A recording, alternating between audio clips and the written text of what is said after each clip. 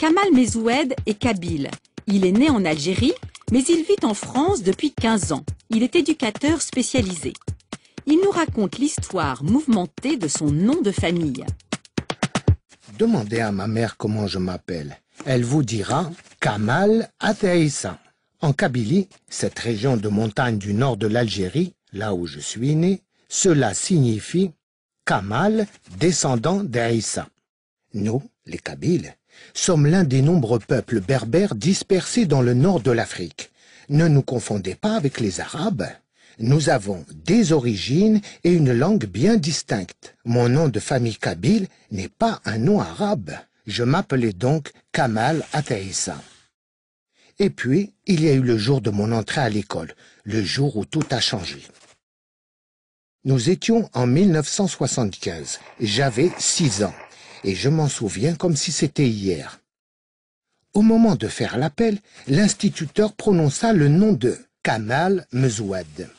Je n'ai pas réagi, ce nom m'était complètement étranger. Et pourtant, c'est bien de moi qu'il s'agissait. Ma deuxième surprise, ce jour-là, fut d'entendre que mes camarades avaient eux aussi des nouveaux noms. Tous avaient un point commun. Ils commençaient par la lettre M. Au début, j'ai pris ça pour un jeu. Après tout, mes copains aussi avaient tous changé de nom. C'était peut-être comme ça à l'école. Mais plus le temps passait, plus la question me taraudait. Pourquoi donc ce changement de patronyme? Pourquoi m'appelais-je Kamal Mezoued? Et qu'était devenu Kamal Ateissa? Ma mère, à qui je demandais des explications, était incapable de m'en donner. Comme tous les gens du village, elle m'appelait toujours Kamal Ateissa. Je me retrouvais en fait avec 2 noms de famille. La confusion s'installa dans mon esprit. D'autant plus que selon les professeurs, à l'école, la prononciation de mon nouveau nom changeait sans arrêt. Pour les uns, c'était Mezoud, pour d'autres, Mezoued, voire carrément Merzoud. Bref, c'était un peu compliqué. Avec le temps, j'ai fini par accepter ce nouveau nom, et même à le défendre. Je fais toujours attention à ce qu'il soit bien prononcé. Mezoued. Un jour, enfin, un vieil homme de mon village m'a donné l'explication de ce brutal changement d'identité.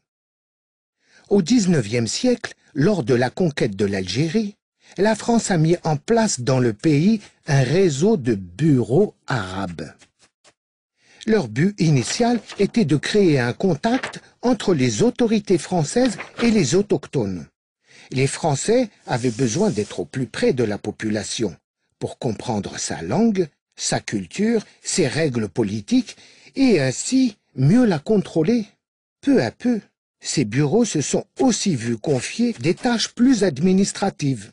Ils rendaient la justice, percevaient les impôts, s'occupaient de l'état civil. Et c'est ce dernier point qui nous intéresse. Les bureaux arabes ont en effet participé à la politique d'arabisation de la Kabylie. Comme nous l'avons déjà vu, le kabyle, langue berbère, n'a rien à voir avec l'arabe.